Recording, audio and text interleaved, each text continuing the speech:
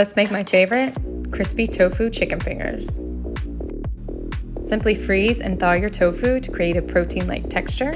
Slice into pieces and roll in the dry ingredients. Coat in the wet ingredients. And coat in the dry ingredients one more time. Shallow fry until golden. And boom, you have my favorite crispy tofu chicken fingers. They look just like the real deal. And bonus, you get that perfect protein-like texture. Get the full recipe today on labellessnutrition.com.